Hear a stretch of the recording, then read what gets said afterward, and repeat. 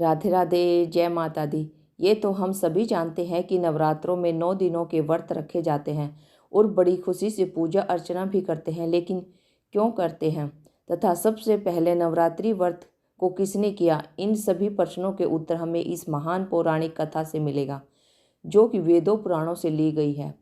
आप सभी भक्तों से अनुरोध है, कथा को बीच में न छोड़े। इस कथा में विशेष कहा गया है कि कथा को पूरा सुनने पर भक्त को विशेष लाभ होगा। तो शुरू करते हैं बहुत ही पुण्यमयी कथा। बृहस्पति जी बोले, हे ब्रह्मा जी, आप अत्यंत बुद्धिमान, सर्वशास्त्र और चारों वेदों के जानने वाले श्रेष्ठ हो। हे प्रभु, कृपया कर मेरा वचन सुनो। चैत्र, अश्विन, माघ और आषाढ़ मास के शुक्ल पक्ष में नवरात्र का व्रत और उत्सव क्यों किया जाता है? हे भगवान, इस व्रत का फल क्या है? किस प्रकार करना उचित है और पहले इस व्रत को किसने किया, सो विस्तार से कहो। बृहस्पति जी का ऐसा प्रश्न सुनकर ब्रह्मा जी कहने लगे, हे बृहस्पति, प्राणियों का हित करने की इच्छा से तुमने बहुत ही अच्छा प्रश्न किया है। जो मनुष्य मनोरथ पूर्ण करने वाली दुर्गा, महादेवी, सूर्य और नारायण को ध्यान करते हैं, वे मनुष्य धन्य हैं। यह नवरात्र व्रत संपूर्ण कामनाओं को पूर्ण करने वाला है।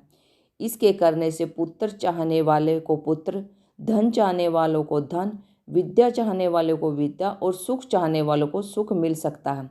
इस व्रत को करने से रोगी मनुष्य का रोग दूर हो जाता है और कारागार में पड़ा हुआ मनुष्य बंधन से छूट जाता है। मनुष्य की तमाम विपत्तियां दूर हो जाती हैं और उसके घर में संपूर्ण संपत्तियां आकर उपस्थित हो जाती है। बंध्या और काक बंध्या के इस व्रत के करने से पुत्र हो जाता है। समस्त पापों को दूर करने वाले इस व्रत के करने से ऐसा कौन सा मनोरथ है जो सिद्ध नहीं हो सकता? यदि व्रत करने वाला मनुष्य सारा दिन उपवास न कर सके तो एक समय भोजन करे और उस दिन बंधुओं सहित नवरात्रि व्रत की कथा श्रवण करे। हे बृहस्पति, जिसने पहले इस महाव्रत को किया उसका पवित्र इतिहास मैं तुम्हें सुनाता हूँ, तुम सावधान होकर सुनो। इस प्रकार ब्रह्मा जी के वचन सुनकर बृहस्पति जी ओम बोले, हे ब्राह्मण, मनुष्यों को कल्याण करने वाले इस व्रत के इतिहास को मेरे लिए कहा। मैं सावधान होकर सुन ओम रहा हूँ।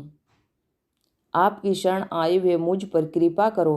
ब्रह्मा जी बोले, पठित नाम का एक मनोहर नगर में एक अनाथ नाम का ब्राह्मण रहता था।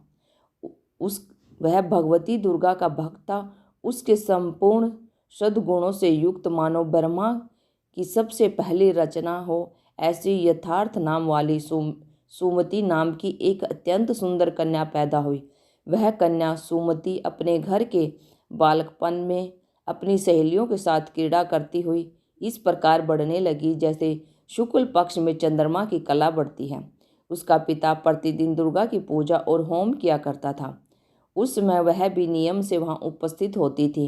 एक दिन वह सुमति अपनी सखियों के साथ खेलने लगी और भगवती पूजन में उपस्थित नहीं हुई। उसके पिता को पुत्री की ऐसी असावधानी देखकर क्रोध आया और पुत्री से कहने लगा कि हे दुष्ट पुत्री, आज प्रभात से तुमने भगवती का पूजन नहीं किया। इस कारण मैं किसी कुष्ठी और जय माता दी जय माते दरिद्र मनुष्य के साथ तेरा विवाह करूंगा। इस प्रकार कुपित पिता के वचन सुनकर सुमति को बड़ा दुख हुआ और पिता से कहने लगी कि हे पिताजी, मैं आपकी कन्या हूँ, मैं आपके सब तरह से अधीन हूँ। जैसे आपकी इच्छा हो मेरा विवाह कर सकते हो। होगा वही जो मेरे भाग्य में लिखा है। मेरा तो इस पर पूर्ण विश्वास है। मनुष्य न जाने कितने मनोरथों को चिंतन करता है, पर होता वही है जो भाग्य में विधाता ने लिखा है। जो जैसा करता है उसको फल भी उस कर्म के अनुसार ही मिलता है, क्योंकि कर्म करना मनुष्य के अधीन है पर फल देव के अधीन है। जैसे अग्नि में पड़े हुए तृणदी उसको अधिक प्रदीप्त कर देते हैं, उसी तरह अपनी कन्या के ऐसे निर्भयता से कहे हुए वचन सुनकर उस ब्राह्मण को अधिक क्रोध आया। तब उसने अपनी कन्या को एक कुष्ठी के साथ विवाह कर ओम दिया और अत्यंत क्रुद्ध होकर पुत्री से कहने लगा कि जाओ जाओ, जल्दी जाओ, अपने कर्म का फल भोगो। देखे केवल भाग्य भरोसे पर रहकर क्या करती हो। इस प्रकार से कहे हुए पिता के कटु वचनों को सुनकर सुमति अपने मन में विचार करने लगी कि अहो, मेरा बड़ा दुर्भाग्य है जिसे मुझे ऐसा पति मिला। इस तरह अपने दुख का विचार करती हुए सुमति अपने पति के साथ वन चली गई और भयानक वन में कुशायुक्त उस स्थान पर उन्होंने वह रात बड़े कष्ट से व्यतीत की। उस गरीब बालिका की ऐसी दशा देखकर भगवती पूर्व पुण्य के प्रभाव से प्रकट होकर सुमति से कहने लगी कि हे ब्राह्मणी, मैं तुम पर प्रसन्न हूँ। तुम जो चाहो वरदान मांग सकती हो। मैं प्रसन्न होने पर मनवांछित फल देने वाली हूँ। इस प्रकार भगवती दुर्गा का वचन सुनकर ब्राह्मणी कहने लगी कि आप कौन हैं जो मुझ पर प्रसन्न हुई हो।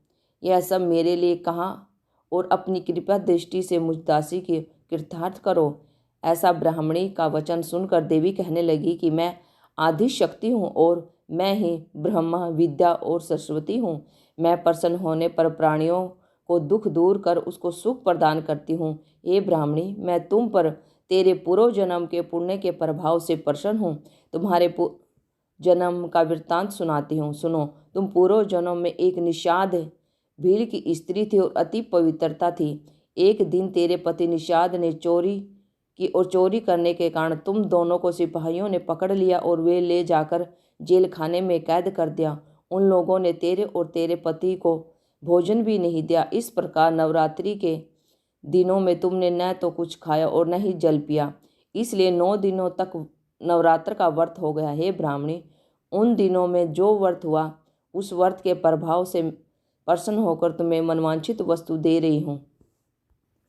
तुम्हारी ओम जो इच्छा हो सो मांगो। इस प्रकार दुर्गा के कहे वचन सुनकर ब्राह्मणी बोली कि अगर आप मुझ पर प्रसन्न हैं तो हे दुर्गे, आपको प्रणाम करती हूँ। कृपा करके मेरे पति के कोढ़ को दूर करो। देवी कहने लगी, उन दिनों में जो तुमने व्रत किया था उस व्रत के एक दिन का पुण्य अपने पति का कोढ़ दूर करने के लिए अर्पण करो। मेरे प्रभाव से तेरा पति कोढ़ से रहित हो और सोने के समान शरीर वाला हो जाएगा।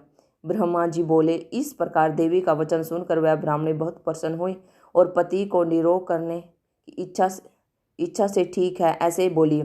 तब तक उसके पति का शरीर भगवती दुर्गा की कृपा से कुष्ठहीन होकर अति कांति युक्त हो गया, जिसकी कांति के सामने चंद्रमा की कांति भी क्षीण हो जाती थी। वह ब्राह्मणी पति की मनोहर देह को देखकर देवी को अति पराक्रमी वाली समझकर स्तुति करने लगी कि हे दुर्गे, आप दुर्गत को दूर करने वाली, तीनों जगत का संताप हरने वाली, समस्त दुखों को दूर करने वाली, रोगी मनुष्यों को निरोग करने वाली, प्रसन्न होने पर मनवांछित वस्तु को देने वाली और दुष्ट मनुष्य का नाश करने वाली हो। तुम ही सारे जगत की माता और पिता हो। हे अम्बे, मुझ अपराध रहित अबला कि मेरे पिता ने कुष्ठ के साथ विवाह करके मुझे घर से निकाल दिया, जिसकी निकाली हुई मैं पृथ्वी पर घूमने लगी। आपने ही मेरा इस आपत्ति रूपी समुद्र से उद्धार किया। हे देवी, आपको प्रणाम करती हूँ, मुझ दीन की रक्षा करो। ब्रह्मा जी बोले कि हे बृहस्पति, इस प्रकार उस सुमति ने मन से देवी को बहुत स्तुति की। उससे ही हुई स्तुति सुनकर देवी को बहुत संतोष हुआ और ब्राह्मणी से कहने लगी, हे ब्राह्मणी, तुम्हारे उद्धायल नाम का एक अति बुद्धिमान, धनवान, कीर्तिवान और जितेंद्रिय पुत्र शीघ्र ही होगा। ऐसा ओम कहकर वह देवी उस ब्राह्मणी से फिर कहने लगी कि हे ब्राह्मणी, और जो कुछ तेरी इच्छा हो वह मनवांछित वस्तु तुम मांग सकती हो। ऐसा भगवती दुर्गा का वचन सुनकर सुमति बोली कि हे भगवती दुर्गे, अगर आप मेरे पर प्रसन्न हैं तो कृपा कर मुझे नवरात्रि विधि बताएं। हे दयावती, जिस विधि से नवरात्र व्रत करने से आप प्रसन्न होती हैं उस विधि और उसके फल को मेरे लिए विस्तार से वर्णन करें। इस प्रकार ब्राह्मणी के वचन सुनकर दुर्गा कहने लगी कि हे ब्राह्मणी, मैं तुम्हारे लिए संपूर्ण पापों को दूर करने वाले नवरात्रि व्रत की विधि को बतलाती हूँ, जिसको सुनने से तमाम पापों से छूटकर मोक्ष की प्राप्ति हो जाती है। अश्विन मास के शुक्ल पक्ष की प्रतिपदा से लेकर 9 दिन तक विधि पूर्वक व्रत करें। यदि दिन भर का व्रत न रख सके तो एक समय का भोजन करें। पढ़े लिखे ब्राह्मणों से पूछकर घट स्थापना करें और वाटिका बनाकर उसको प्रतिदिन जल से सींचे।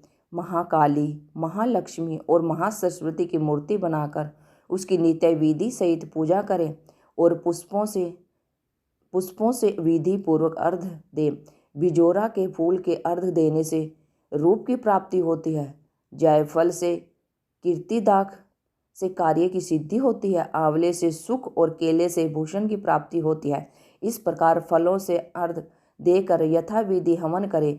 खांड, घी, गेहूँ, शहद, जौ, तिल, बिंब, नारियल, दाख और कंदम्ब इससे हवन करें। गेहूँ होम करने से लक्ष्मी की प्राप्ति होती है। खीर व चंपा के पुष्पों से धन और पत्तों से तेज और सुख की प्राप्ति होती है। आंवले की कीर्ति और केले से पुत्र हो।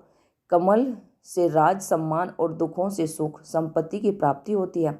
व्रत करने वाला मनुष्य इस विधान से होम कर आचार्य और अत्यंत नम्रता के साथ प्रणाम करे और यज्ञ की सिद्धि के लिए उसे दक्षिणा दे।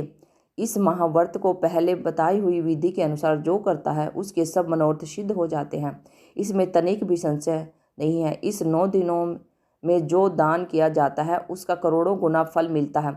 इस नवरात्रि के व्रत करने से ही अश्वमेघ यज्ञ का फल मिलता है। हे ब्राह्मणी, इस संपूर्ण कामनाओं को पूर्ण करने वाले उत्तम व्रत को तीर्थ, मंदिर अथवा घर में ही विधि के अनुसार करें। ब्रह्मा जी बोले कि हे बृहस्पति, इस प्रकार ब्राह्मणी को व्रत की विधि और फल बताकर देवी अंतर्ध्यान हो गई। जो मनुष्य या स्त्री इस व्रत को भक्तिपूर्वक करता है वह इस लोक में सुख पाकर अंत में दुर्लभ मोक्ष की प्राप्त होता है।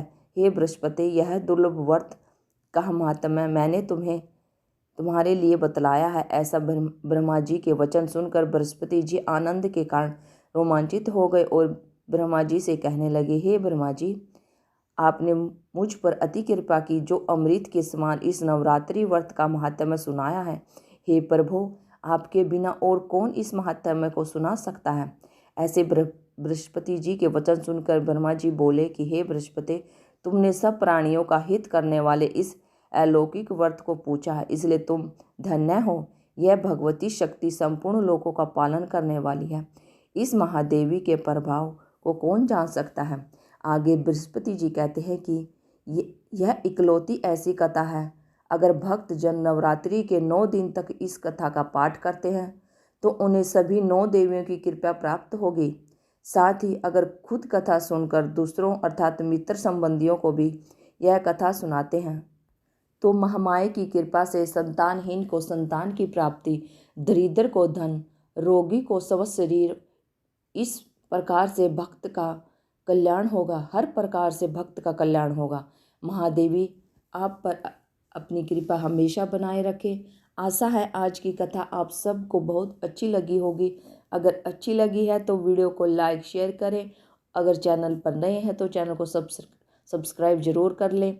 Thank you for watching my video. जय हिंद, जय भारत, जय माता दी, जय माँ दुर्गे।